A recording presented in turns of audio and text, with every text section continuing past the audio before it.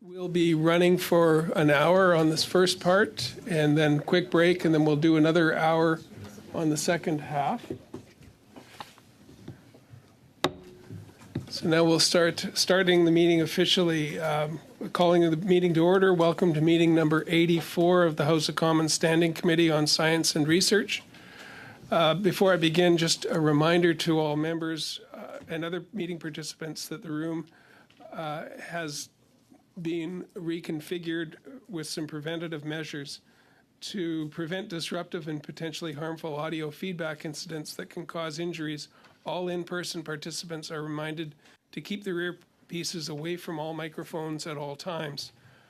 As indicated in the communique from the Speaker to all members on Monday, April 29th, the other measures that have been implemented are all earpieces have been replaced by a model which greatly reduces the probability of audio feedback. The new earpieces are black in color, whereas the former ones were gray. So use only the black approved earpiece. By default, all unused earpieces will be unplugged at the start of the meeting. When you're not using your earpiece, please place it face down on the middle of the sticker that's provided for this purpose. It's on the table in front of you. Consult the cards on the table for guidelines to prevent audio feedback incidents. And the room layout has been adjusted to increase the distance between microphones and reduce the chance of feedback for an ambient earpiece. These measures are in place so we can conduct our business without interruption and to protect the health and safety of all participants, including our interpreters. Thank you for your cooperation. Today's meeting is in the hybrid format. We do have one member on Zoom. If you lose interpretation, please let me know right away, and we will suspend until we get it restored.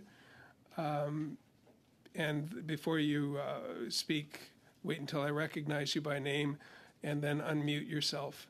When you're not speaking, please keep your microphone on mute. A reminder that all comments by members should be addressed through the chair, and with regard to the speaking list, the clerk and I will do our best to maintain the consolidated order of speaking for all members, whether they're participating virtually or in person. So pursuant to Standing Order 108.3.1 and the motions adopted by the committee on Tuesday, January 30th and Thursday, February 15th, 2024, the committee resumes its study of the distribution of federal government funding among Canada's post-secondary institutions. It's now my pleasure to welcome from ACFAS, Martin Maltais, the President, and Sophie Montreuil, the Executive Director. From the Canadian Federation of Students, we have Ghislaine Akumi, National Treasurer, and each individual has 5 minutes for their remarks. So we'll start off with Mr. Maltais or Madame Montreuil.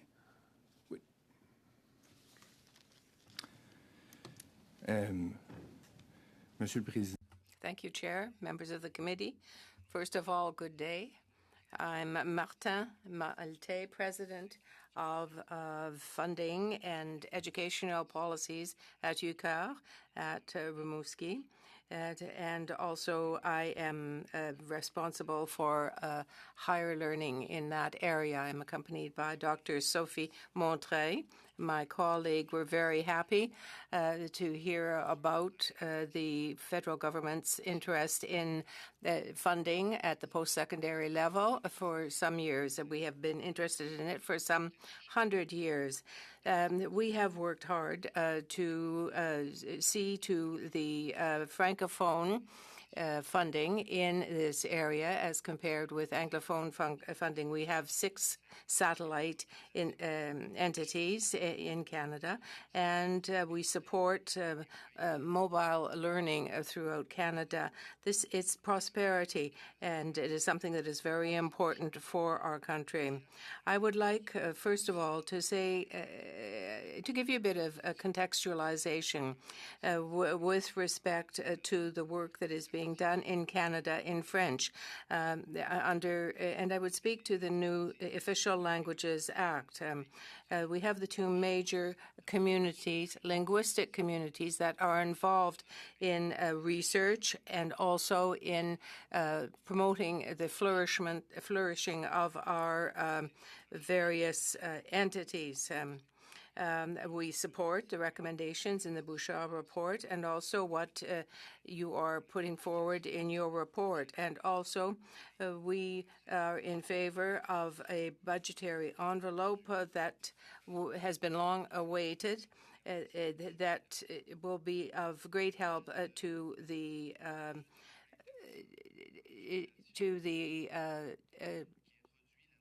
organizations that provide the subsidies to students. In fact, I can say that there is a significant gap between the ability of post-secondary Canadians to obtain their funding in French. And I come back to what you have said here with respect to the difference in among Canada's various post-secondary institutions. In 2021, 74% of these public funds went to the 20% of the researchers who were already the best funded. And amongst those universities, only 2 were Francophone universities. 1 alone was bilingual. Anglophone members of the U15 group, that is 12 of them, shared most of the funding, but 40% of the teaching corps, the professors, were involved in that. Francophones had to share less in terms of the teaching corps. And I do say that universities have become more productive. But still, let me point out again in 2021, 2.9% of the funding from the 3 councils went to the councils. Mention the bells are ringing if we have consent to continue with the presentations. Okay, thank you. Continue on. We have about 1:10. Okay. Très bien. Okay. Thank you very much. So the committee should deal with the new mechanisms that it is establishing, particularly under the Official Languages Act, which recognizes the fact that there are minority language groups involved in academia here in Canada and throughout North America. Unity research and academic research is something that is of great import for Canada. Without that, we cannot proceed, but we do have to support the small and medium-sized universities. You have to take into account the principles that are necessary to have well-performing universities. First of all, you have to promote researchers in all scientific disciplines, and also you have to promote colleges and universities that are in proximity to Francophone and minority groups. This is something particularly of interest for the Francophone scientific community, and you have to attract international students that would be able to work with the standards that we have here in Canada. I thank you for your attention. Kumi. Merci. Thank you very much, Chair, members of the committee. I want to thank you for giving me this opportunity to speak to the issues that are facing students in Canada, post-secondary students in Canada. My name is Ghislaine Okumi. I am National Treasurer of the Canadian Federation of Students. We bring together some 530,000 students and 63 student associations, including 20 graduate student associations everywhere in Canada. I'd first of all like to acknowledge the tireless work that graduate students across the country have done to bring this point to our attention. And thank you for the work that you and others have done under Support Our Science, the Canadian Association for Graduate Students, and many others across Canada need significant investment. Many are funded only at the poverty level. This is an investment that is something that was in the budget, and that is a step in the right direction that would allow us to be more competitive internationally. But significant measures have to be taken to modernize research and to breach the gaps that exist. So, we are happy with what has been done in the budget, but we can't stop there. We have to be able to carry on with the first attempt that was made to make changes, not just for students, but I have to say that some students often have to say, should I pay rent? Should I pay for food? Or should I put that money towards continuing education? Canada is 26th in the OECD ranking in terms of the proportion of persons who have done post-secondary education. There are a number of researchers that is really lesser than in many other countries. So what is important is that Canada has to increase its investments in university funding for graduate students, and it has to lighten the burden, the financial burden of students. It's a 6-year average to be able to reach the highest levels of academia. We need funding, and not just for research, but for the researchers. There has to be a human dimension to this in terms of rent and housing, in terms of food. All of this has to be taken into consideration for the highest levels of education. Doctoral students also have to represent Canada internationally. It is a matter of competitiveness. And the U15 is something that is got to be proportional, not just representative of some universities, but proportional to the smaller institutions that exist in Canada. And therefore, we would also want our universities in Canada to make greater investments to lessen the dependency on international students and still to keep their head above water in terms of finance. Canada should invest to meet what is set out in the Official Languages Act, particularly for those who are living in the minority language situations. Funding for higher learning, post-secondary and beyond, postdoctoral, is important, but research in the first cycle of academia, we speak a great deal about higher education that is at the level of the master's and the PhD, but we do not speak about research at the BA level. So we feel that all of the students should have the same benefit of opportunity, no matter where they are geographically speaking. There should be more diversified research, more innovative research, but something that reflects the local economy as well, which would incite local talent to come into academia. 4 5-minute rounds, if you guys are okay with that. If we could, no? Just keep an eye on the vote. Yeah. Could we do 4 or 5-minute rounds? Okay, let's start with Mr. Soroka, please, for 5 minutes. Thank you, Mr. Chair, and to the witnesses. I'll start off with Ms. Okumi there. You brought up about housing and the crisis that many students are struggling to find affordable accommodation. What insights can you provide on the extent of this issue among student population, and what immediate steps do you believe could be taken to alleviate the housing challenges for students? Merci pour votre question. Thank you for your question. I'd say this. In our experience, most universities that are in the U15 are universities in major centers.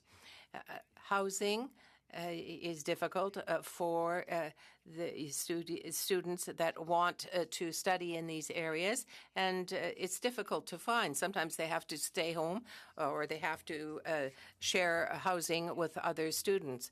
The U15, as I have said, is in urban centers. Secondly, with respect to the funding that the students have, here in Ottawa, it's $1,200 to share a room here in Ottawa. You have so much of the funding that for research that students receive goes towards living costs. They have to pay for their food as well. And if you have conversations with these students, and we see that on the campus, because at the end of each year, the assistance funds are exhausted. They are exhausted, and there are many students who can't make ends meet towards the end of the academic year, and they have to turn to other sources for food. They can't live in accommodations that are shared. Sometimes they look towards housing in a house itself, but it is really more expensive. So all of this to say that this is the situation at the present time. They are overburdened with costs as to what you can do with the problem. I think you have to look at the Quebec model to see if, say, Ontario should look at Quebec. In Rimouski, $380 would buy you some housing. But elsewhere, say in Montreal or in Toronto, it's 3 times that. So your tuition fees in Quebec can be reduced for certain cases, but it's not the case in other provinces. For postdoctorates, you do have your bursary or your grant, but you still have the burden of tuition. So basically what I'm saying, tuition should be reduced, and there should be greater support that could be provided for students doing research. Okay, I'll just ask the question, and then she could reply back in writing then. In light of the rising inflation, particularly in sectors critical to students such as food and housing, how do you see these affecting student budgets and financial planning, and have there been notable changes in student spending patterns or financial stress levels due to inflation? If you could provide that in writing, please. And actually, sorry, Gerald, Mr. Soroka, we have you have another minute and 10. Oh, well, then you have a minute and 10 to answer, so be brief then. Yeah. Non, j'allais dire que I was just going to say that the main thing that you have to look at is food banks on campuses. That is an indicator of how inflation has changed consumption habits. There are students who are using food banks. They never did in the past, but they have to now because of inflation. And you have to look at the number of evictions that students have experienced because of inflation. And we have student legal centers on campuses. Legal services are offered to the students. So tax services are offered, but as I said, we've had instances of where students have been unable to pay their rent. They were evicted, and that they had to turn to the legal center to help them. I'm sure you know also that it is difficult to obtain Thank you for getting that in.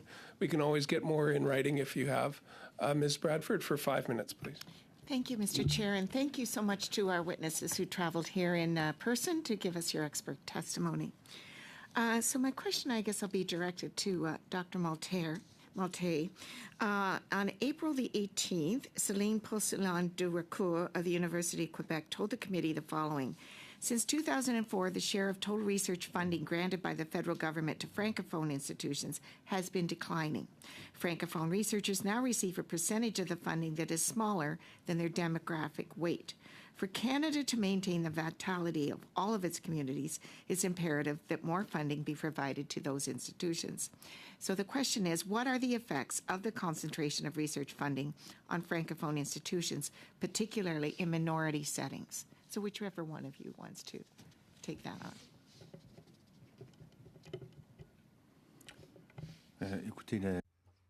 Well, I didn't really understand the interpretation.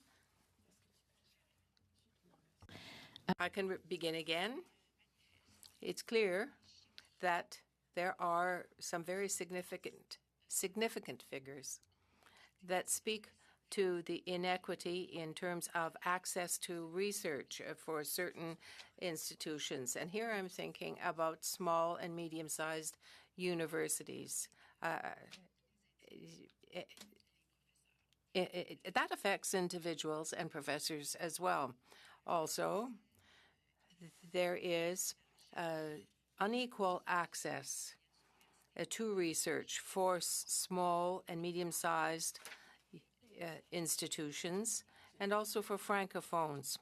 One important factor that can be pointed out for this is language. When you have a researcher who wants to speak in French, or to research rather in French, in a bilingual institution, may not have the same services to effect that research or to obtain that funding if they want to do the research in French. Many Francophone researchers are to be found in small and medium-sized institutions where there are fewer professors, smaller budgets, less of funding in terms of the granting councils. It's almost a caricature of the situation. More you put money into research, more you'll have others. Less you put in, the less you'll have seeking that funding.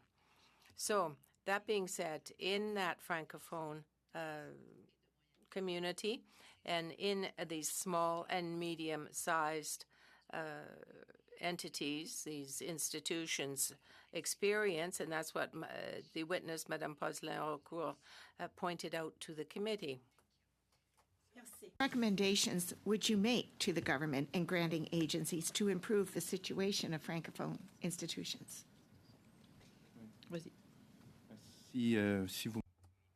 If you're asking us what type of improvement might be made, well, it's clear something has to be done to give an advantageous result. Sums of monies, investments have to be made to produce ground rules that would promote small and medium-sized universities and also Francophone universities in this country. Because really that reflects our wealth as a country. If you have organizations that are best funded and most able to stimulate research, well, it is often found in larger centers at advanced research, postdocs, and so on. So there is also and always academic research that is ongoing, but it's clear that in a context that we have now, the Canadian people are being condemned to a lesser academic wealth, if you like, than other countries or other provinces that can change the structure that they operate under. Yes, please. Président, je débute mes questions avec Chair, I'm going to start with Mr. Malte. You mentioned in your opening remarks the lack of balance in funding in Canada and the discrimination against Francophones. Anglophone universities in Quebec, in an area, of course, where it is majoritarily French-speaking, receive more than smaller universities. It doesn't make sense at all when you think of it in terms linguistically. So they get more funding, research funding. New Brunswick, Moncton University, Saint Jean campus. In the same minority context, they are much less funded compared to the situation of the minority community in Quebec. How do you explain that? Well, to my mind, the rationale to explain this is linked to the way in which funding is effected. Of course, we are in a culture of excellence because it's academia, and we are in centers of higher learning, but it's not always a movement towards excellence. Sometimes the critical mass may be able or not to do the research in their own language. So when you have 74% of the funding from Canada in the hands of 15 universities, representing only barely 50% of those who attend university in Canada, and the universities themselves, and you look at what is existing elsewhere in the country, there is a significant gap. You have to ensure a quality of experience that is equivalent throughout the country at the university level. And when you think in terms of the French language, it's even clearer that there is a difficulty. Those 15 universities are more able to perform at the master's or doctoral level than many Anglophone universities that receive the 70-some% of funding from the Government of Canada.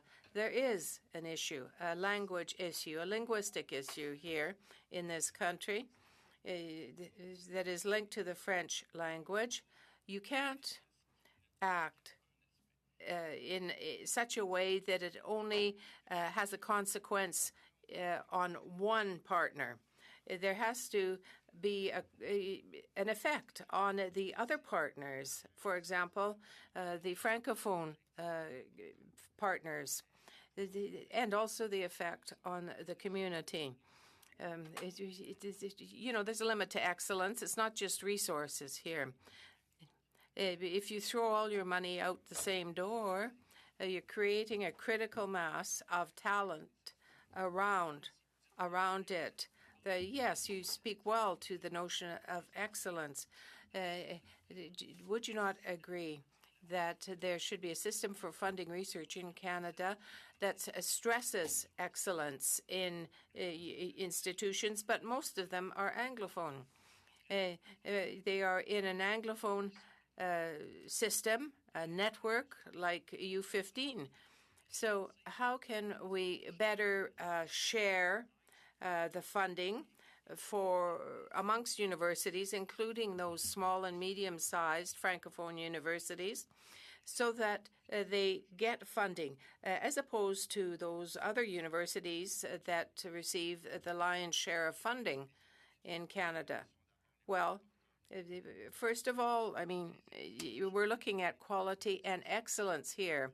There's a specific context that is involved. An institution is part of the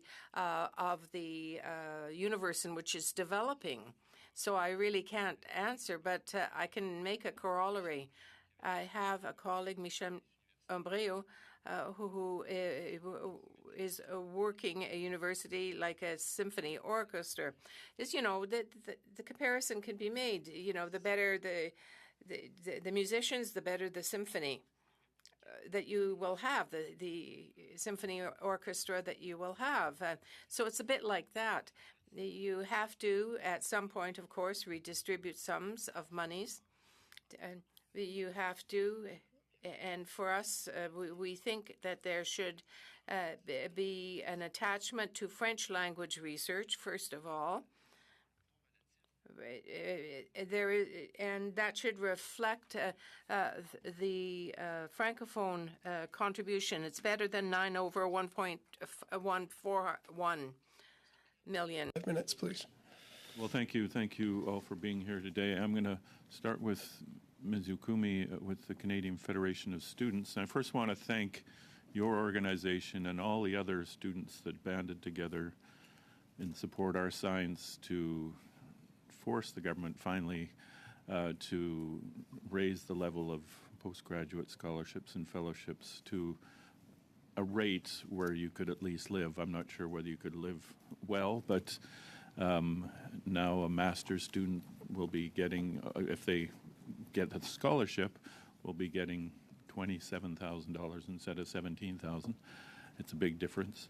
And I'm just wondering, and there was a lift in the amount of Tri-Council grants that will also help fund other students.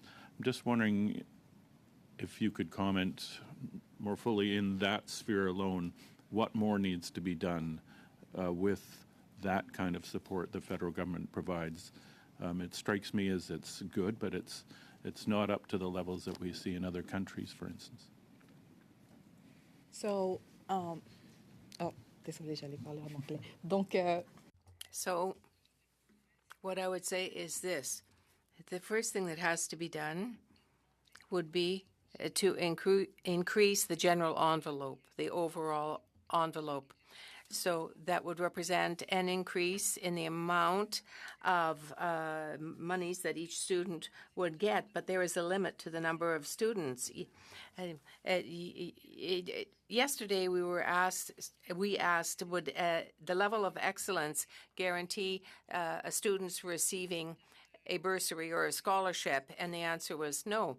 That you have to look. We were told it was cost-benefit analysis that would be taken into account. And when I compare my experience to, and I'm a doctoral student, when I compare my way of life and my standard of living to friends who dropped out of doctoral studies, out of a PhD preparation, or just did a BA, they have a far better standard of living than I do. And then you have to look at Francophone students in particular. I give you this example, the Black identity, the Indigenous identity, and the Francophone identity must also be considered by the Tri-Council before they grant. Many students who are Francophone have difficulty publishing, studying in French. All of these issues have to be taken into account. More money overall is necessary, but you have to look at it this way. Particularly, I would say, the government has to, the funding has to be conditional. Today, when the government gives funding to universities, it doesn't tell the university where to invest that funding. And so the university has that money, and very often it doesn't fall into the hands of the students. It is the institute itself that may well give higher salaries to professors using that money. So more funding overall, and that funding has to be directly earmarked for the needs of the students. To pick up on that, just the general funding that governments, both provincial and federal, give to universities has declined over the last 30 years, and that's one of the main causes that tuition fees come up. So students are on the hook for that. I'm just wondering if you think it would be valuable for the federal government to have a funding stream when they're funding sending money to the provinces as we do now, but now there's no strings attached at all. It's you could send money to, fund universities, but it's used to pave roads. Would it be useful to have a program that said this stream of money is for post-secondary education period, and let the provinces decide how to spend that, but say this is what it's for? Oui, absolument. Donc, nous, Yes, absolutely. We want to have, we've always wanted to have a post-secondary agency at the federal level. Really, at the federal level, we have to have somebody there who would be the watchdog. Everything that we are seeing at the provincial level is reproduced at the federal level, but we're told at the federal level, Because we are getting very close to votes now. Thank you. I think we'll suspend. I'd like to get another round of questioning in if you're able to stay for that. We're just juggling that. We do have some extended. We're going to work on that during the break and see what we can do for the second panel.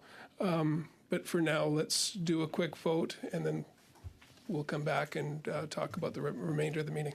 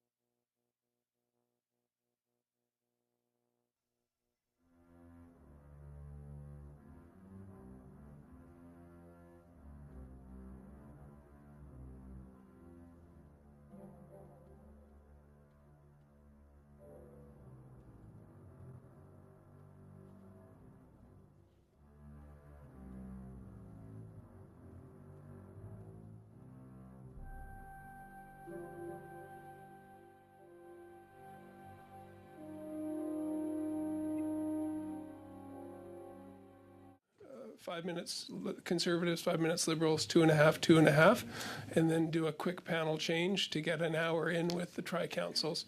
So we'll start with our first questioner is Mr. Lobb for 5 minutes, please. Thanks very much. Did we lose a guest, Mr. Chair? Yeah. I'm sorry, we did. Unfortunately, she couldn't stay for. Okay. Yeah. Well, I guess you guys get all the questions then. Congratulations.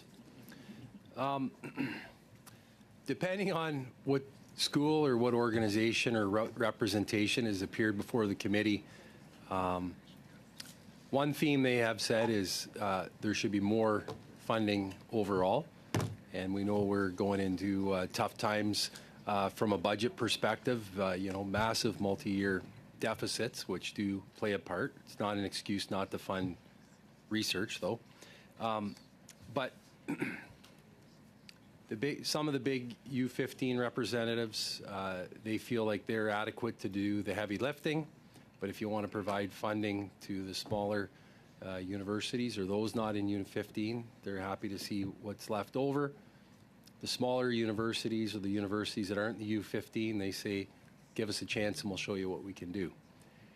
It does seem, though, the system is a little rigged towards the U15 taking care of the U15. Am I wrong in saying that? I think I've heard testimony saying that they'd like to set it up in a way that kind of, maybe I'm saying this the wrong way, but it does rig it towards them. What are your thoughts on that? Moi, j'attendais. No, I was just waiting for the interpretation to finish. It's very clear. Yes, you're quite right. When you're in a context, when you are dealing with people that are benefiting and preferentially from a system, it is more difficult. And so as a government, if you say I have to look at what benefit is being drawn from this in Canada, so as I said, 9 over the 41 million people in Canada, there is a discrepancy. If well, what is the effect for Francophone researchers? They are in a minority group.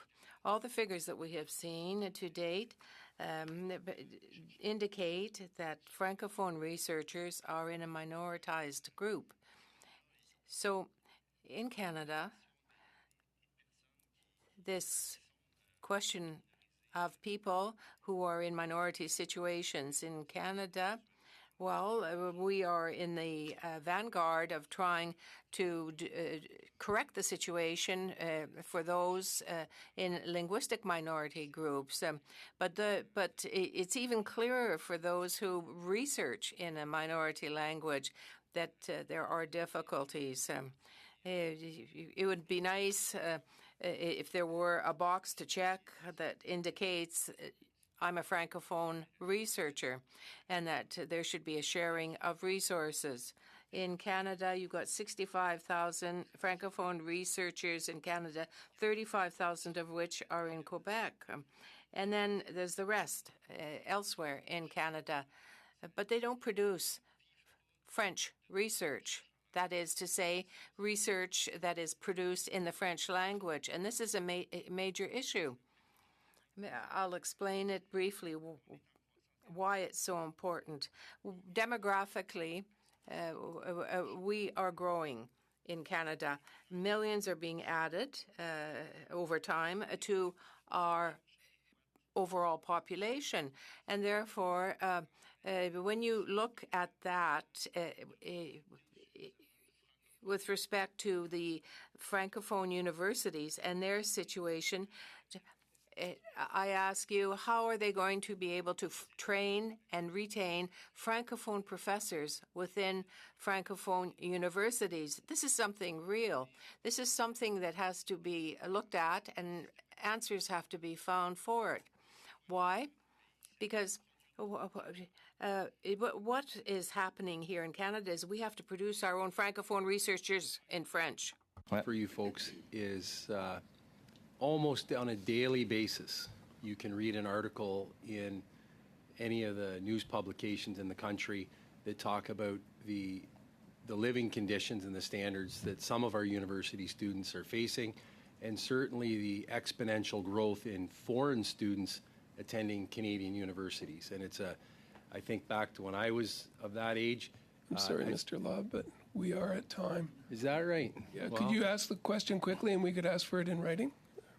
I guess I'm just asking, should we review what the numbers should be? Do you folks have an idea of what a Canadian university and a Canadian taxpayer's obligation is, and what is the correct number of foreign students as a percentage of the school population? Great. Thank you very much. Thank you to our witnesses. Now to Dr. Jasek for 15 minutes or 5 minutes, please. Thank you, Chair. That's why I had to push you, Ben. So certainly we've heard through the course of this study that there was a need for more funding for science and research here in Canada, and I'm sure everyone is very happy to see that our proposed budget includes those measures. But our task on this committee is to look at the distribution of those funds.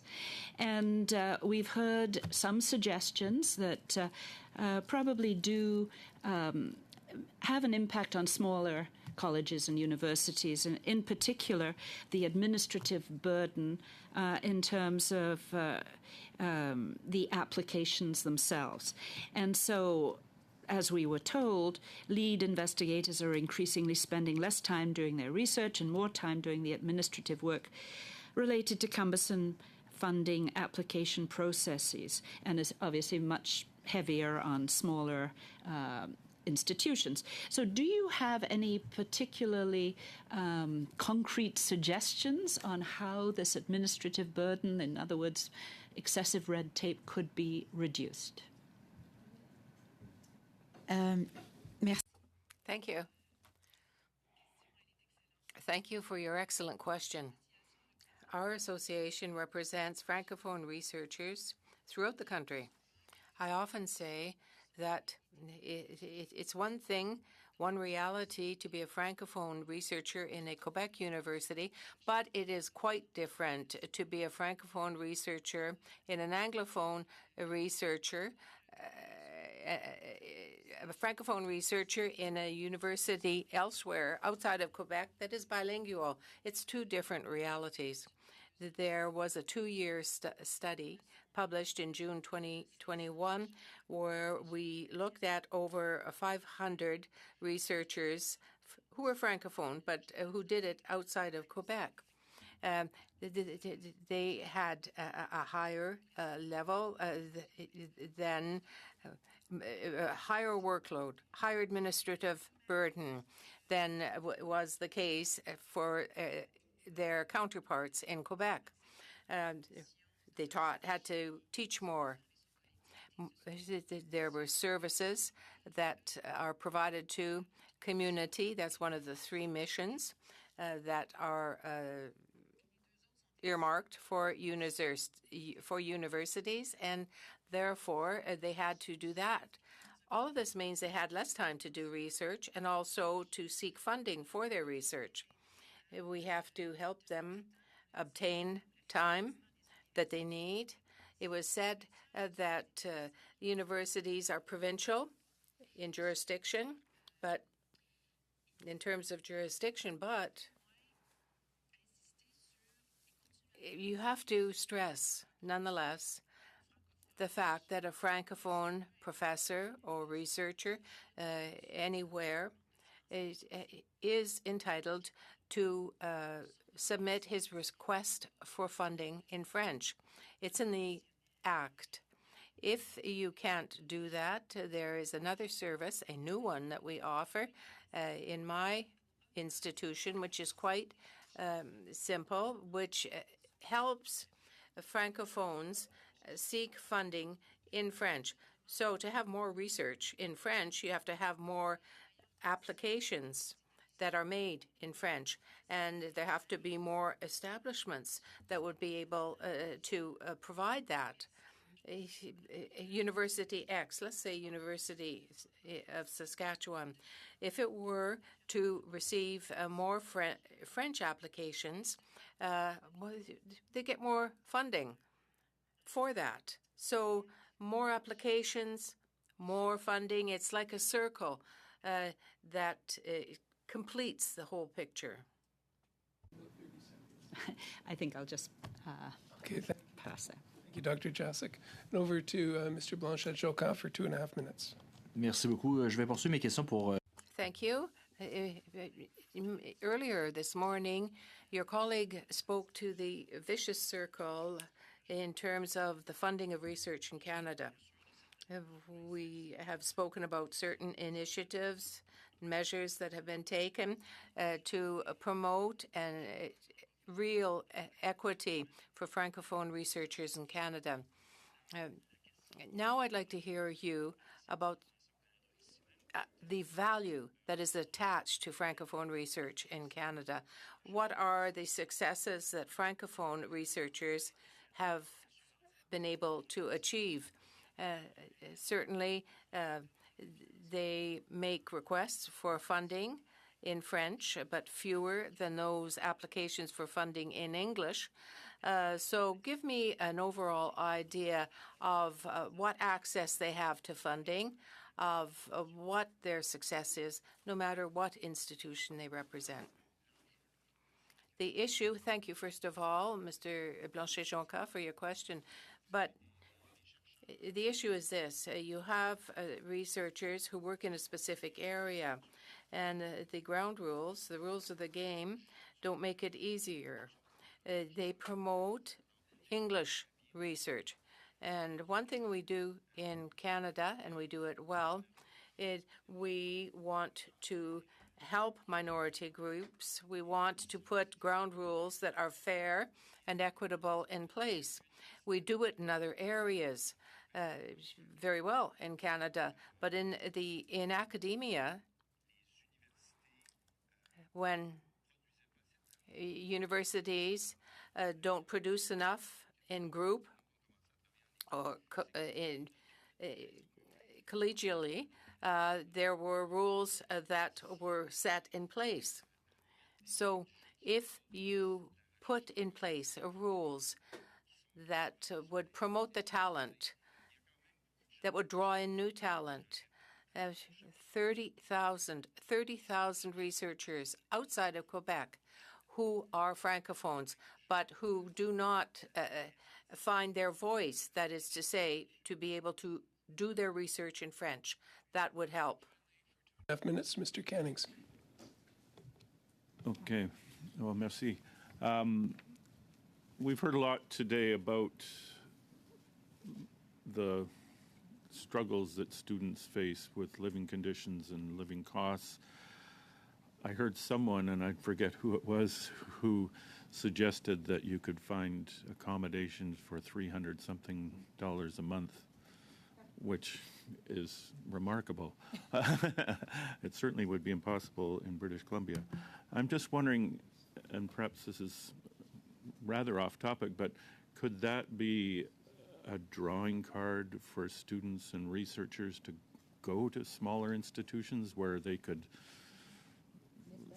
Well, they could live a decent life, have a roof over their head. I mean, we hear about the food banks students are forced into. When I look at the costs, the biggest cost that I see students facing is housing. And I think they're going to food banks because they just don't have any money left over. But I'm just wondering if you could comment on that maybe this is an advantage that smaller institutions might have. Vous avez raison sur. You're right about the principle that is an advantage for smaller institutions in terms of the cost of living. But the reality is this. Researchers have to deal more with other tasks in these smaller universities, like my colleague said earlier, administration and so on. If you want to promote research, you want to increase access to it. It's not. There are students in the major cities that have, pardon me, the lion's share of superior researchers who are looking at the postdoctoral level and so on. And it is because that there is funding there. If you look elsewhere, there are specific special niche organizations where they could do research where it would cost less. But a major part, institutionally speaking, of the funding goes to these postdocs and so on. And so could we not find inspiration to bring in more Francophones from elsewhere in Canada if we had ground rules? To Madame Montreuil and Monsieur Montreuil for being with us. And unfortunately, Ghislaine Okumi had another commitment she had to go to. But thank you to all of our witnesses. And if there is something that we need in writing to clarify, please do submit that. And we'll do a quick change of panel. We don't have anybody online, so as soon as we get people in the seats, we'll resume our meeting. I'll just suspend just for a minute.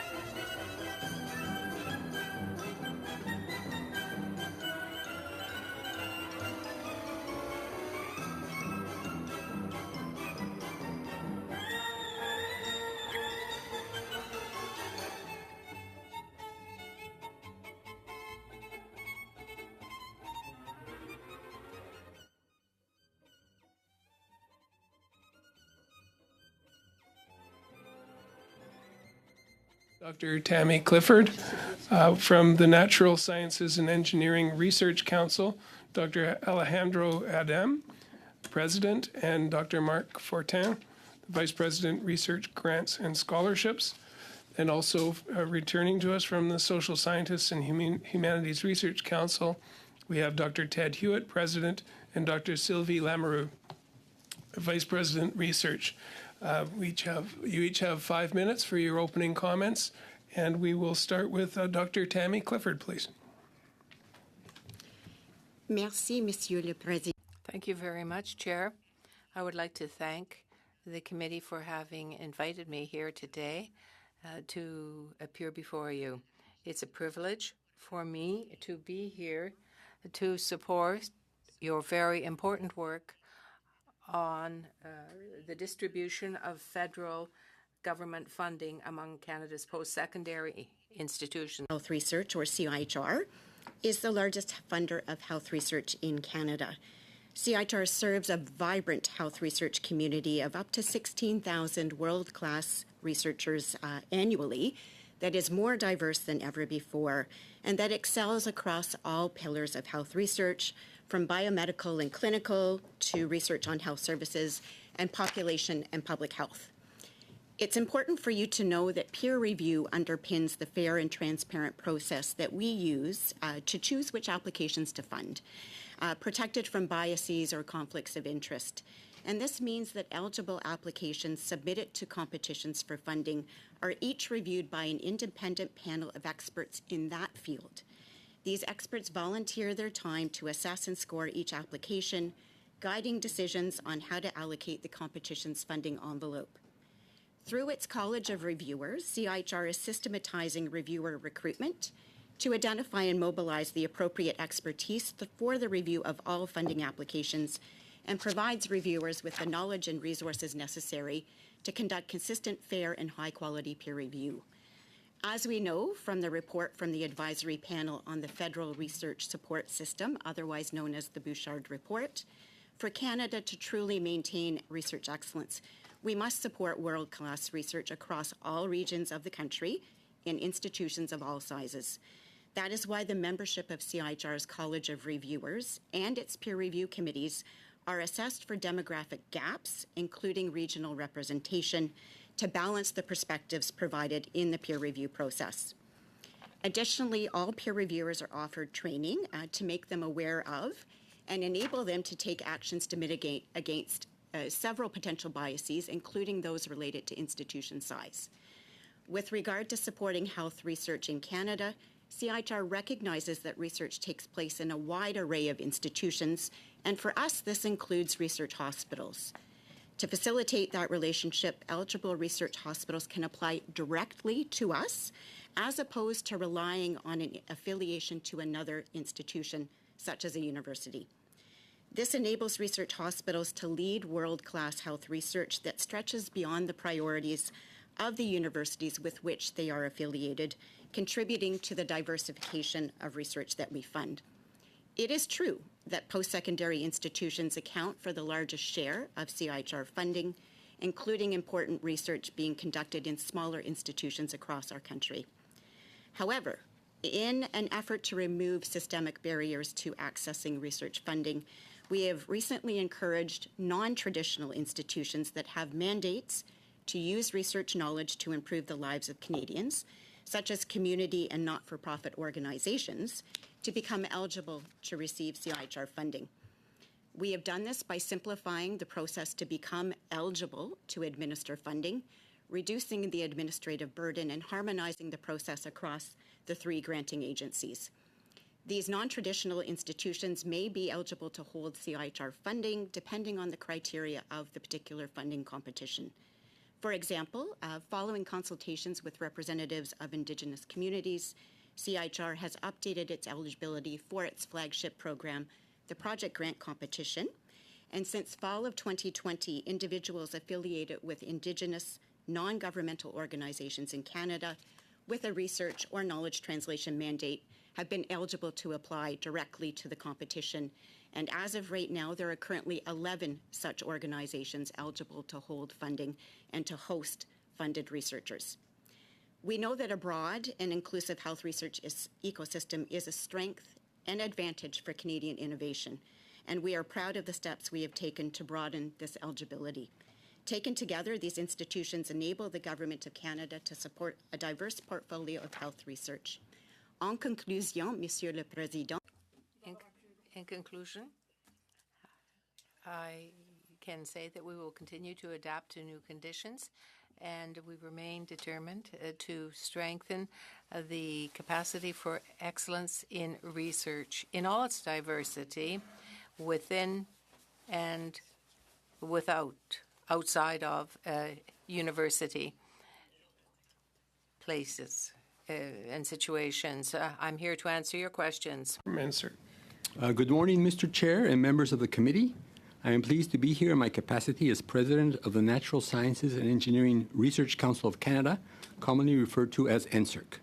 Je vous remercie de me donner l'occasion. I thank you for giving me the opportunity to appear before you today, along with my colleagues from SRSR and CIHR. First of all, let me start by outlining how NSERC invests its funds and our investment objectives. This will help provide more context to the question being studied by the committee. A country of discoverers and innovators for the benefit of all Canadians. We invest in talent, discovery-focused research, and innovation through partnerships and programs that support post-secondary research in the fields of natural sciences and engineering. We provide support through grants and scholarships, with the majority of NSERC awards being allocated to individual researchers or trainees. Applications are evaluated on their own merit, and the process focuses on factors such as the excellence of the researcher, the quality of the scientific proposal, and the plan for training students at all levels in preparation for research-intensive and research-centric occupations across numerous sectors. Des experts et experts réunis par la Experts assembled by NSERC follow a rigorous peer review process. Evaluation is carried out irrespective of variables like language of the application, career stage of the applicant, and institution size. NSERC follows an international gold standard for research evaluation. That said, we do understand that differences in institution size can have a potential impact on the adjudication process. Representation during peer review, NSERC solicits expert input from domestic and international reviewers from institutions of all sizes and regions and at various stages in their careers. How reviewers evaluate contributions also helps safeguard against potential biases in the review process that could favor larger institutions. In their applications, researchers are encouraged to highlight items such as service to and engagement with the community, mentoring and promoting the importance of science to youth and underrepresented groups, or even public policy work that informs decision makers. This expanded scope of contributions being assessed reduces barriers and enables researchers to highlight the importance of their work regardless of their geographical location or size of institution. Le SRSR surveille de près la répartition des fonds.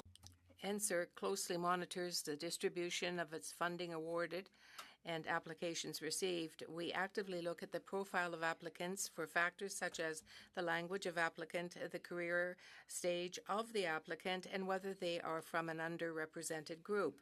As with a peer review, the goal is to ensure that awards benefit a diversity of Canadians and do not create or amplify any widespread gaps. We mentioned NSERC's internal standing committees, such as the Committee on Discovery Research and the Committee on Research and Technology Partnerships. These committees provide strategic advice and direction on pressing issues facing the agency. The committees intentionally comprise representatives from institutions that vary, for example, in size, primary language, and geographic location. A diverse committee membership helps ensure that input is balanced, fairly represents feedback from the research community, and pertinent to the question being studied by the committee, ensures that all institutions have a say. Le SRSR a pris les devants en reconnaissant. A diverse community membership helps ensure that input is balanced, fairly representing feedback from the research area. From smaller institutions. For example, the Discovery Development Grants provide resources to researchers from small universities. Each award has a 2-year duration and provides recipients with resources to build their research program. The Undergraduate Student Research Awards program, which supports more than 3,000 students annually, has awards set aside specifically for small institutions. Lastly, the Equity, Diversity, and Inclusion Institutional Capacity Building grants were only made available to small institutions and colleges. J'espère que l'information que je vous ai communiquée aujourd'hui I hope the information I've given you today will help you in your discussion. I will be very happy to answer any questions that you may have or to listen to any observation you may have with respect to answer. Thank you very much. And now to Dr. Hewitt for 5 minutes, please. OK, je vous remercie, Monsieur le Président. Thank you very much, Mr. Chair, members of the committee, for giving me the opportunity to contribute to this important study. Today by saying how pleased I am to see the new sign in front of my place, and also the new investments in research proposed in the last federal budget, and how positively this news has been received across the communities that we serve. Le rôle principal de SRSR. Our primary role at SHRC is to support research training, and knowledge mobilization in humanities and social sciences. In addition, we have been mandated to deliver a suite of prestigious in-agency programs, such as the Canada Research Chairs Program and the New Frontiers Program. SHRC grants are awarded to students, researchers, and research teams following expert or peer review conducted in accordance with global best practice.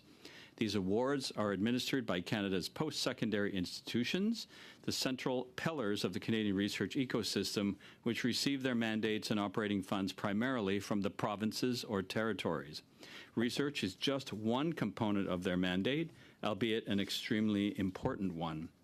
As you are all well aware, post-secondary institutions come in all sizes and are oriented to diverse missions, from our very large and complex research institutions that offer extensive graduate training, to smaller universities and colleges that focus primarily on undergraduate or vocational education. Indeed, SHRC has a special relationship with these smaller institutions in particular, as they often tend to have a higher concentration of social sciences and humanities researchers and faculty. Our funding programs at SHRC are designed to support research across Canada at post-secondary institutions of all sizes and missions. In some cases, our programming provides the necessary investments to build world-class centers of research expertise that compete on the world stage.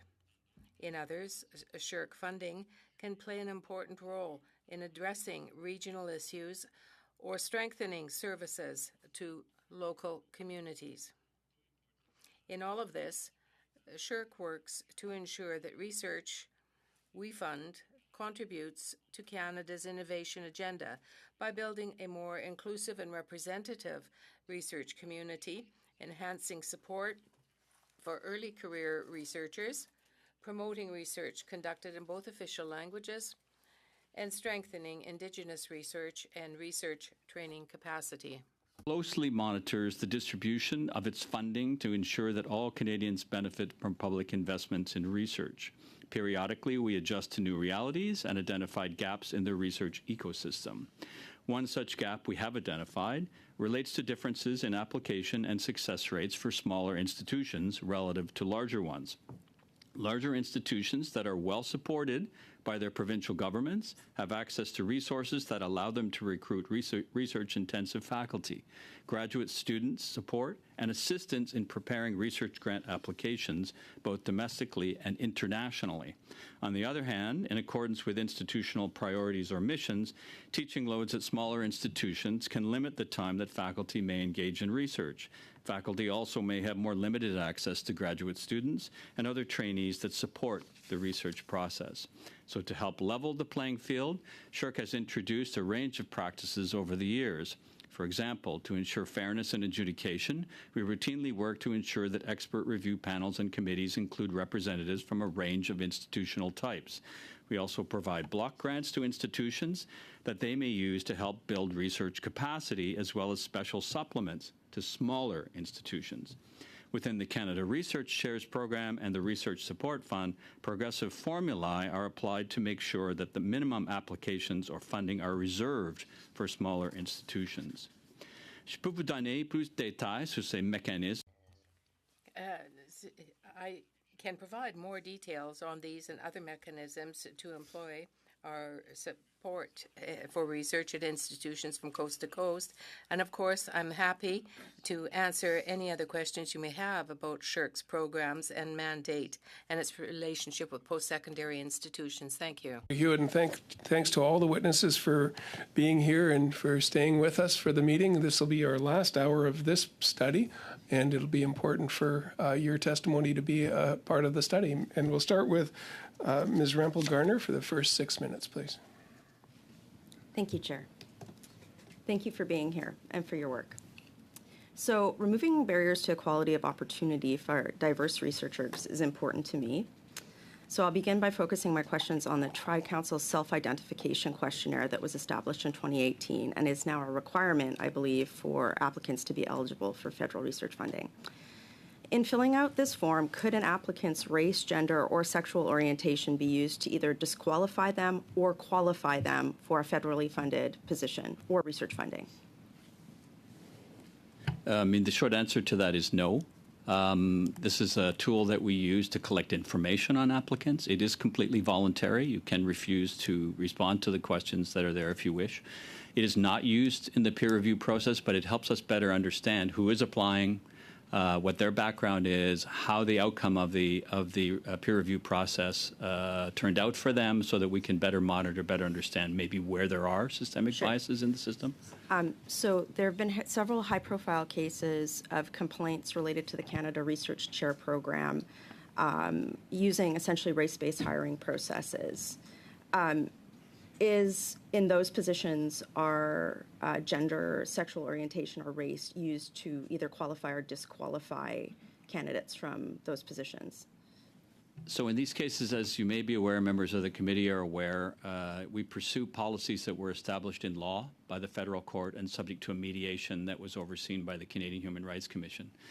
Those policies are contained in an addendum to the program and are set to ensure that by the year 2030, the Canada Research Chair Program will look more like Canada in terms of the distribution. Perfect bridge into my next question. So those targets state that by December 2029, right. Women and gender minorities must make up close to 51%. 22% must be visible minorities, and 7.5% must be people with disability. 4.9% must be Indigenous. As of September 2023, roughly 48% were held by women and gender minorities, 28.6% by racial minorities, 7% by people with disabilities, and 4.1% by Indigenous scholars. So we're close. Is there a plan to remove race-based or gender-based hiring practices once those targets are hit?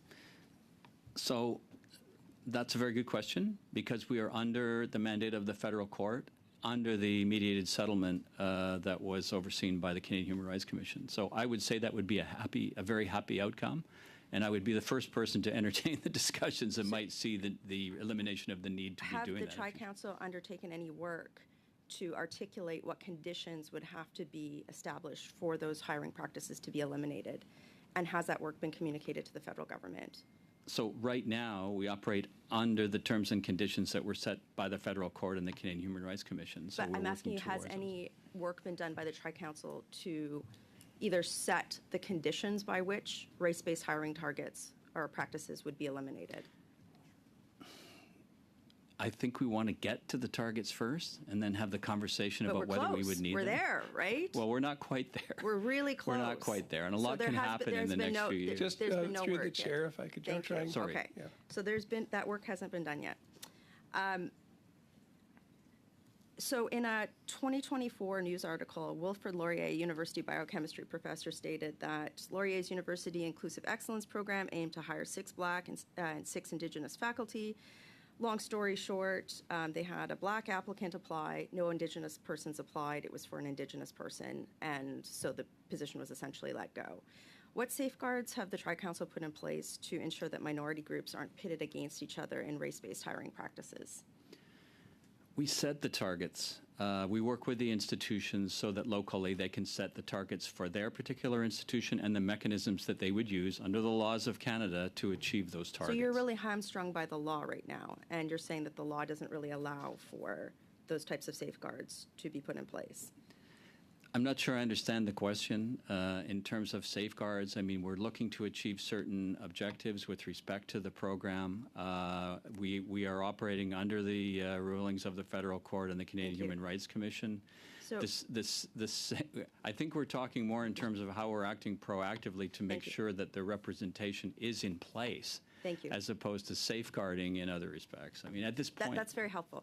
So, Mr. Hewitt, the committee recently received notice of the order in council that enabled your reappointment to your role. Mm-hmm. Were Tri-Council EDI policies applied to your reappointment?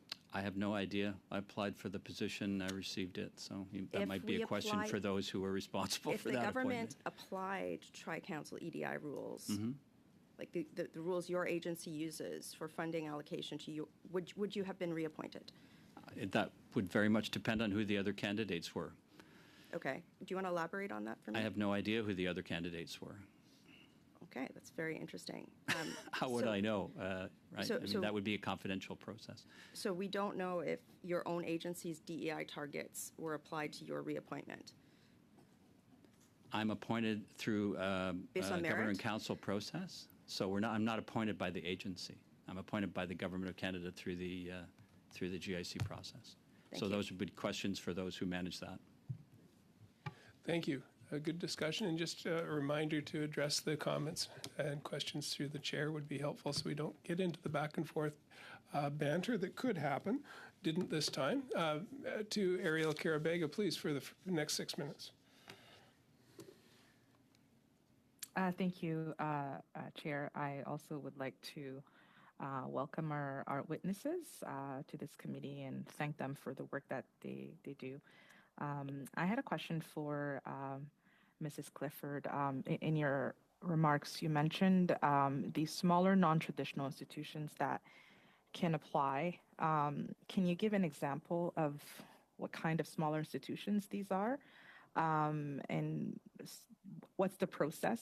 And how many have applied and received funding? I'll follow up questions after that on your answer. Sure. Thanks so much for this question. And maybe on the latter part, I'll follow up with you afterwards in terms of the numbers of those who have applied. One example would be ITK. I think the members of this committee would be familiar with it, Inuit organization. They recently applied to be eligible to apply for and hold CIHR funding and were successful in satisfying those requirements.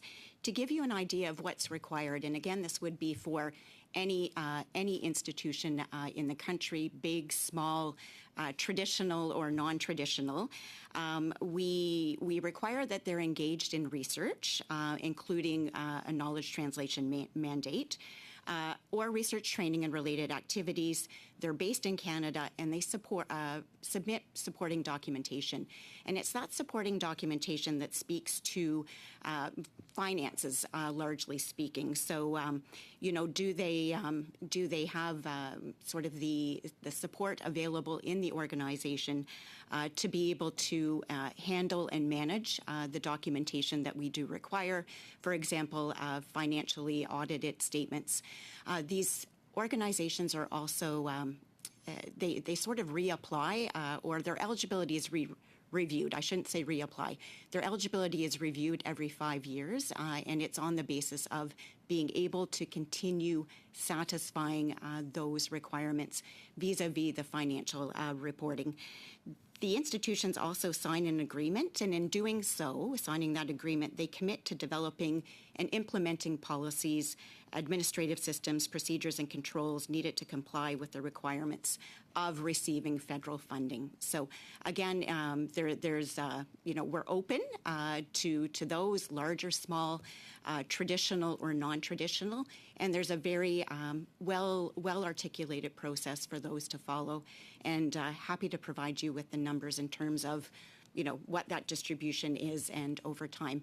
They do go on. I should say it's not just an application to be eligible to receive the funding, but in fact, researchers affiliated with those institutions have gone on to, in fact, hold CIHR grants themselves. Thank you. Thank you. And if I could just ask one last question on that, what is the threshold criteria for them to qualify as a non-traditional? I mean, you did talk about the funding. I'm curious to know when they are applying and receiving funding, like what is the demographic you're looking for, and how many of them are maybe francophone or other racialized communities? Excellent question. And again, there's no threshold in terms of size, whether it's number of staff, number of teaching staff, research staff, the size of the community. In fact, it's anyone eligible to apply for. And again, in terms of those demographics, we are able to get those in terms of a breakdown according to francophone, geographic location across the country. Very happy to provide. The good thing is we love data. We have a lot of it, and very pleased to be able to share to inform this committee's very important study. Thank you again. Absolutely. I actually, if you do have some stuff that you could submit to the committee, I would really appreciate that. My pleasure. I'm going to go to Mr. Hewitt, just kind of going back to what my colleague was asking around the safeguards to protect some of these demographics that you have set to make sure that they also receive, they're equally included. Can you just elaborate a little bit on that? I don't think I heard the answer, and I just wanted to see what are the safeguards that are in place to keep the targets that you have set, your organization has set, to make sure that there isn't a change on that. We have about a minute. So under the requirements of the program, certain targets were set with institutions in accordance with their local circumstances to ensure that positions were filled to proportions that were established under the addendum within the agreement that was set by the federal court. We work with the institutions to develop targets and thereby encourage them to use whatever hiring practices are allowed under the laws of Canada and provinces in order to achieve those. So it's up to the institutions to find ways to do that. In some cases, there are no issues. They have open calls, they hire candidates. All these candidates are approved by the Canada Research Chairs program on the criterion of excellence once they're nominated by institutions.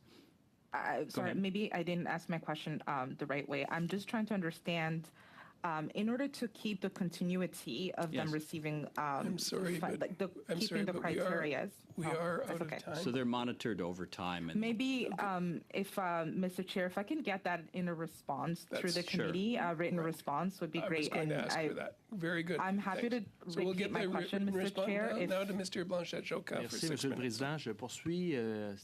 Thank you, Chair. My first question will be for Ms. Clifford. When it comes to the concentration of funding for research in a small number of universities, the Canadian Institutes of Health Research are the institute where we seem to have a big issue in terms of the equilibrium of financing. So how can you allow smaller institutions to develop research centers in these conditions? Merci pour votre. Thank you for your question. Perhaps I could speak a little bit more generally to support for Francophone research at CIHR. I can say that within my tenure at CIHR, which is about the past 5.5 years, we have implemented some changes, not perhaps all that we need, some changes in order to support health research and Francophone health researchers. For example, we all know that it takes a little bit longer to write things en français than in English. And so one of the first things that we did maybe about 5 years ago was to provide about 20% more space for Francophones to convey their study methodologies in the application. For our peer review committees, which again I mentioned earlier is a critical part of how we determine where our funding goes, we are also providing translation services at all stages of the process. and from application all the way on through to peer review. Perhaps most importantly, in 2021, with our flagship project grant competition, we implemented what we call equalization. And so that provides an ability for us to ensure that the proportion of successful grants is at least equal to the proportion of grants that have been received, in this case in French. So for example, if 15% of the applications come in in French, 15% of the grants that are awarded will also go to that population. Again, to know though that there is more to do. Madame Clifford, je vous arrête là-dessus, puis je reconnais. Ms. Clifford, I know about all the initiatives that you could undertake to improve the presence of French in these applications, but you are no doubt aware of the fact that researchers of French language, who represent about 25% of the population in Canada, 50% of these researchers make their requests in English. So you can tell me that you're equalizing number of the amount of the funding, but we know that 50% of them are filing in English because they seem to have a higher success rate when they file in English. It's especially at CIHR that they have a higher rate of success when they file in English. I do understand the efforts, but we still find ourselves in a situation where there is discrimination against French language researchers when it comes to accessing funding for research and carrying out research in French. So I'll go back to my question. How would you explain the fact that 90% of the funding goes to 15 universities coming through your institute? So excellency could be repeated, and this seems to be an ideological way of thinking, but it goes to 15 big universities, and the remaining, all of the other universities in Canada, they only get 10%. So how can we face societal issues when we are concentrating the funding on university centers, only 15 institutions in Canada? Merci. Thank you for clarifying. HR, when we take a look at who receives our funding, certainly there is the U15 group and the affiliated institutes. We also look to research hospitals, as well as the small and medium institutions and the other organizations that I mentioned in terms of the previous question. I guess I would try to clarify the difference between the number of grants received versus the amount of grants received, because there is a qualitative difference in the size of grants for different kinds of research. For example, I'm trained as an epidemiologist, so I don't require a lot of equipment, but of course we know that some medical research does. Right. My point here is that we do see strength in smaller and medium-sized universities in health research that is not as equipment intensive, if I may say. So it is a recognition of the strengths of the smaller universities in terms of the social, environmental, and cultural aspects of health research, which are very, very critical to our ability to profiter, to benefit most. Madame Clifford, je vais revenir sur l'essentiel de ma... Ms. Clifford, I'll go back to the essence of my question.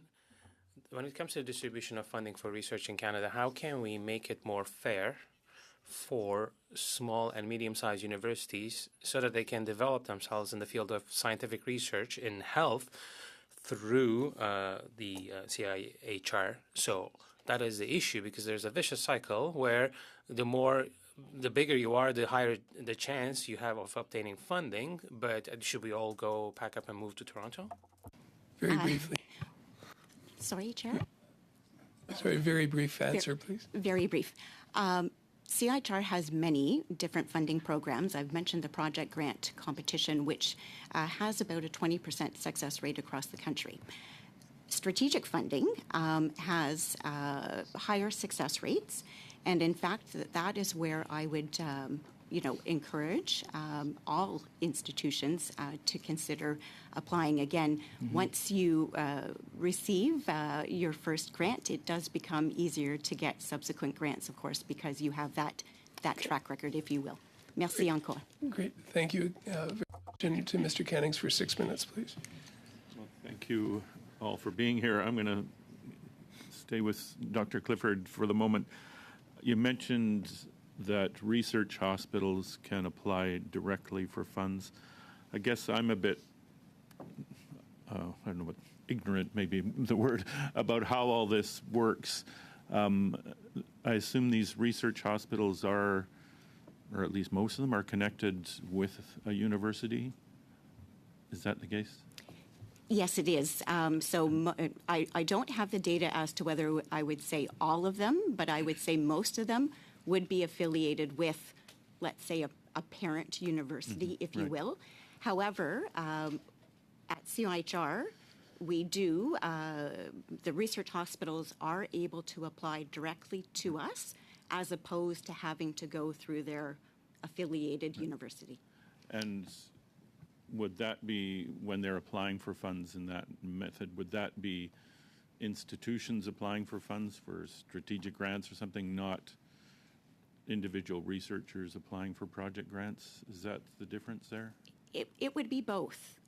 It would be both. And so in some cases, a researcher, a professor may have an affiliation at more than one institution. And again, then it is up to the researcher to identify on that application who is their parent institution, if you will. So it provides, though, flexibility, because what we have seen and what we hear in health research is because universities serve a wide variety of research interests, health topics may not be necessarily prioritized by the university. However, they would be by the research hospital. Right. Okay, I think that clears it up for me. I'll turn to Dr. Adam and about NSERC. We've heard from many of the smaller colleges and other institutions about their particular strengths. A lot of them are being able to do flexible research projects brought to them by industry, for instance, but they have had, at least in the past, difficulty in applying for NSERC grants to match those funds or support that in research because the timelines don't match. Now, we heard something, I think, in our last meeting that has been addressed by NSERC, hopefully, so that there is more flexibility in timelines, in when there's intake periods, so that if an opportunity comes up, the application can go right in and hopefully get quick approval. Is that something that NSERC can do for those smaller institutions? Well, thank you for the question. So we run the Community College Innovation Program for the 3 councils, and that's dedicated for the colleges, polytechnics, and cégeps. And it has been growing quite a bit over the years. In fact, it's a program that's grown the most over the past 10 years.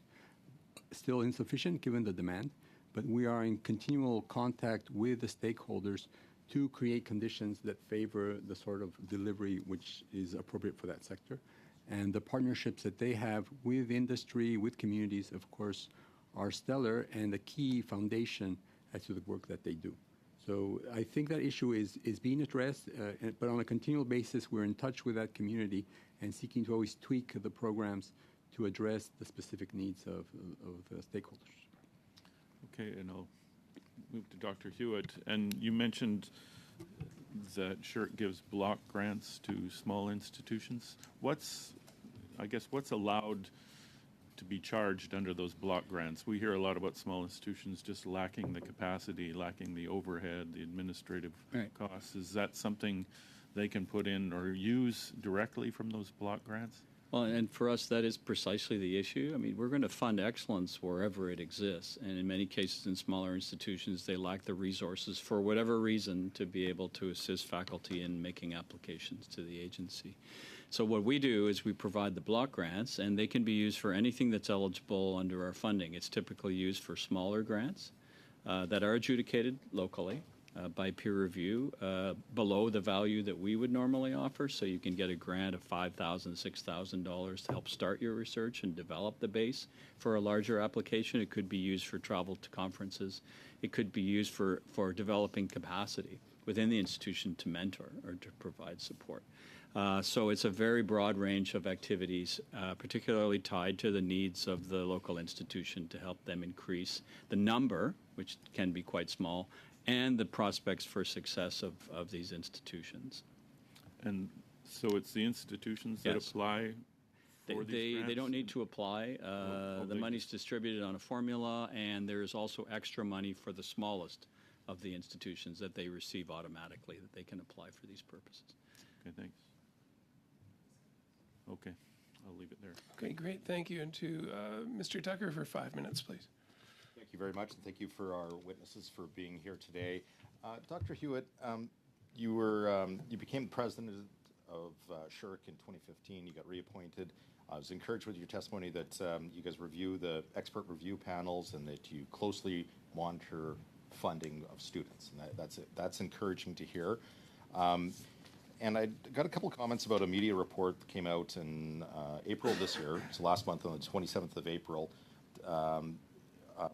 In this report and on with SHRC funding, one of the policies is not to support partisan activities, I'm assuming, correct?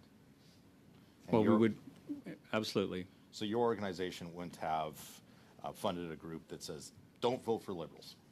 That would be too partisan for you. I would suggest that's correct, yeah. So how would you explain the report in the media that left-wing fact-check, this is the title, left-wing fact-checker fined for targeting Scheer, that SHRC funds went to an organization that put out a voting guide that recommended voting against the Conservatives in the 2019 election. Yep. You didn't fine them, but you funded them. How much money went to this group?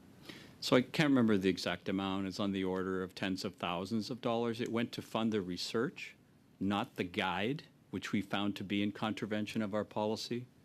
And we informed the institution that in no way should any publicity or notification around the use of that guide mention the word or the logo of SHRC, because we did not fund the guide. We funded the basic underlying research that might have been used for the guide. The institution made the corrections. Did you get the money back, or did you ask for the money back? No, we did not, because the money was not used for the guide. The money was used for underlying research that may or may not have been used in the guide. So that guide was paid for by the university then? It was not paid by us, sir. It wasn't paid by SHRC? Absolutely not. So when you reviewed this, you read the report or the story.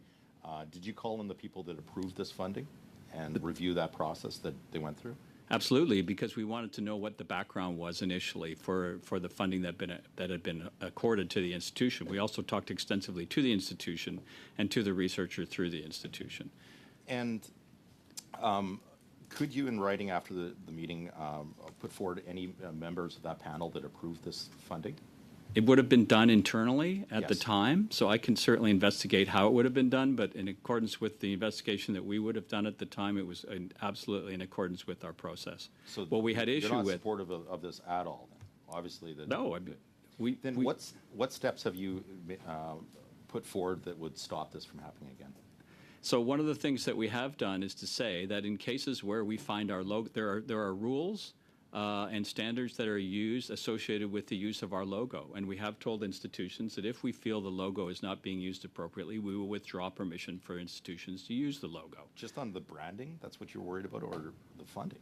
We did not fund it. We do not want it branded as having funded it. So we want to make sure there's no confusion in that regard. But you funded research that went into a partisan guide. The research was fine by our standard. It was the use of the research in the guide and the use of the logo to signify that somehow we had supported the guide that we objected to. But it's not just the logo that is the problem. It's the dollars that are flowing to an organization that is doing research in a partisan way. And it doesn't sound like, other than protecting your logo, there hasn't been any other steps to stop this from happening again. Well, the research that was funded under our processes. Some of that research might have been used somehow to create the guide, but the research itself was done under the auspices of the university in accordance with its processes as well. There was no issue with the research itself. There's no problem with so this did surprise you, though, the reports and finding out that perhaps that surprised you. But you said did you personally look at the research that they did? I was involved in ensuring that the institution did a proper review, and I was certainly involved with the conversations with the institution and the researcher to make sure that our money was not used in a partisan Was there way. a report generated that you received on that research from the institution? I'm not sure there's a report. There's correspondence that would be available. I'd like to see the correspondence with them Sure. explaining the research and the research itself, because this is questionable. We have cost of living crisis across Canada, which is hurting the amount of research that is done at our post-secondary institutions. And here's an example where tens of thousands of dollars went to questionable research for partisan reasons that every group that comes in here looking for additional dollars, well, there was additional dollars in SHRC that went to research for partisan reasons. It was not in our view. Okay, I think I reject that. we'll move on to the next 5 minutes with Ms. Bradford, please. Thank you, Mr. Chair, and thank you so much to our witnesses. It's wonderful to have the three Tri-Council funding agencies here together in person. So this is a question I'd like each one of you to answer from your perspective. On April the 18th this year, Dr. Dana McMartin of the University of Lethbridge told this committee that members of review committees responsible for awarding funding have to pass judgment on the institutional capacity of institutions. In her opinion, this review criteria poses a problem as the experts are not in a position to make these judgments. So do the evaluation criteria based on the host institutional capacity cause inequitable funding decisions, and what adjustments could be made to the peer review process? So I don't know whether we want to go left to right or right to left or middle. Ladies first. I'll start first if you want. Sure. So we're always checking for biases and distortions in the review process. I don't know how familiar you are with the Discovery Grant system. So we have hundreds of committee members evaluating them. We had 3,000 applications this year, and we awarded over 2,000 grants. So questions are asked about institutional capacity. Those would be mostly, I believe, for experimental, sort of large scale, and whether that is feasible. But I would agree with the comment that this would not necessarily always be it's a difficult call in some cases, right? So we have members of our staff who are there and are always sort of reminding the committees that they shouldn't go in those directions. Of course, no system is perfect, but we are proud of the fairness of our granting system, and those issues have been flagged to us, and we're continually working with the community. We're in direct contact with them to try to continually have the best practices, and so it's a very good point and something which we are continually trying to mitigate. Thank you. And perhaps if I could just add on, I agree with Dr. Adem's comments as well in terms of the peer review committees that we have. For our project grant competition, we've got about 60 peer review panels that operate twice a year. We do have members of staff who are at those peer review panels, and we are monitoring for comments that might suggest bias according to institutional size as well as some other elements. To Dr. Adams' point, though, these applications that are submitted to us do receive institutional sign-off, and when the institution or the university itself signs off on it, they are effectively saying, we're able to do the work. So is it a perfect system yet? No.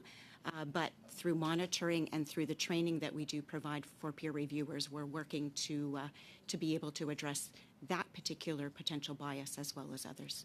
Okay, Thank you. thank you. Mr. Hewitt? Yeah, similar response. Interesting. My first position was at the University of Lethbridge, actually, so it's a place I know well. A smaller institution, by the way. And I would say, similar processes in place. We try to keep committees representative broadly, so there are people from larger institutions, smaller institutions. We have a system of observers as well who sit in committees. These are academics who don't participate, but they listen, and they provide reports where they believe there are anomalies or issues. Peer review is not a perfect process, as we all know. We can learn from this at the end of the day and make sure that instructions to committees are taken appropriately to make sure that certain things do not happen and certain assumptions are not made. This is what we do. basically. Okay, well, thank you. So continuing with you, Mr. Hewitt, the grants from the Research Support Fund, which helps the institutions finance the indirect costs of research, are calculated based on the funding institutions have received in the past. Yep. The program provides for higher percentages for institutions that have received less funding. This mechanism does not apply to the research security component fund, and the committee heard that smaller institutions receive small grants. To be eligible for research security funding, institutions must receive at least $2 million in direct research funding from the granting agencies. Should this threshold be changed? Are you asking in my opinion? Yes, right. That's all you can I offer, think it right? should be reviewed. This was a decision that was taken in consultation with the department to whom we report, and that would be the Industry, Science, Economic Development, or what we call affectionately ISED. That was the decision that was ultimately taken in order to make best use of the funds in their view at the time. But should we be reviewing that? Absolutely. Yeah. Great, thank you. And Mr. Blanchet-Choquette, 2.5 minutes. Merci, Monsieur le Président. Thank you, Chair. My question will be for all three witnesses who are with us. We heard from many witnesses about their concerns when it comes to funding that is offered to Francophone researchers. Some recommendations, especially one from the Canadian Federation of Students and Francophone institutions, they agreed with the idea of recognizing Francophones as an underrepresented group. In other words, the funding they receive now is inferior to their demographic representation and to the percentage of the teaching staff across Canada. So I'd like to hear you on that. Could we introduce criteria to set aside specific pots of money to ensure the vitality of research in French? Pour assurer. To ensure the vitality, that would be the right word. But there is a mechanism funded by University of Sherbrooke, and we will also develop other mechanisms to work on this issue of grants offered to French research. My question is, would you agree that there should be criteria? Because there are no criteria. I understand that you're explaining to me what you're doing right now, but it doesn't seem to work because we're not at equilibrium yet. So we're just looking to find solutions. Right now, Francophone researchers in Canada are at a disadvantage because there's a concentration of funding for research in the university network among Anglophone universities. 90% of research is in the hands of 15 universities. So there's a big issue here, and Francophones are having to seek refuge in Anglophone institutions, or they find obstacle after obstacle. So I'd like to hear you as representatives, as the guardians of funding for research in Canada. Would you agree that a certain proportion of the funding should go towards reestablishing the equilibrium in this field? The balance. Well, that's something that should be studied, that we will study with our colleagues and with ACFAS. Mr. Adam? Thank you. Only 4% of grant submissions were made in French since 2014, and only 8% of the applicants indicated or selected French as their language of correspondence. A brief comment from Dr. Clifford. Oui, il faut que nous. Yes, we should consider it. Thank you. The final 2.5 minutes, Mr. Cannings. Well, thank you, Mr. Chair. And as I think we're in your final minutes as chair, I just wanted to personally thank you for your work here. You've done a remarkable job, so thank you very much. I'm going to go back to Dr. Clifford again, just to wrap up this, get my mind around how the CIHR works with research hospitals. Is there some way that a university also having a research hospital, yes, it makes it obvious that it'll attract more funding from CIHR because it has that hospital. but just the fact that both the university and the research hospital and presumably the associated researchers that may be tied to both those can all apply. Is there some way that that kind of amplifies the possibility that those institutions will get more money than smaller institutions? Yeah, it's a really, really good question, and I might need to go back and look at, the distribution of the research hospitals and then their affiliated institution. But theoretically, perhaps. But in terms of health research, if you were, for example, to speak to Healthcare Can and those who are active in the health research space, they would very clearly articulate the importance of being able to apply directly as, a health institution as opposed to being a university, given the wide variety of priorities for a university. I'd happy to go back and kind of look at the linkages between the research hospitals and the universities and kind of with our funding analytics team and be able to tease out a little bit better around that. It's a very good question. And I did start my career after I finished my schooling at the CHIO Research Institute. Also had an affiliation with the University of Ottawa, and at the time, I didn't really think too much about it, but obviously now I'm in the midst of it. So appreciate the question. Okay, thank you. I'll leave it there. Thank you, and thank you all for being here and for staying so that we could hear your testimony today. As I said at the beginning, it was very important to hear from you, and certainly you've given us some more details for the analysts to work with. Before we adjourn today, two small items. One is that we've circulated the budget for the upcoming study on science and research in Canada's Arctic in relation to climate change. Are we in approval for that budget so that we can keep going? I see thumbs up and nods of heads. Well, thank you. We'll do that by consent. And as Mr. Cannings mentioned, this is my last meeting. I'll be resigning the chair effective the end of the day, Monday, so that Tuesday when the meeting starts in public, the clerk will begin the meeting, and with the first item on the agenda would be the election of a new chair.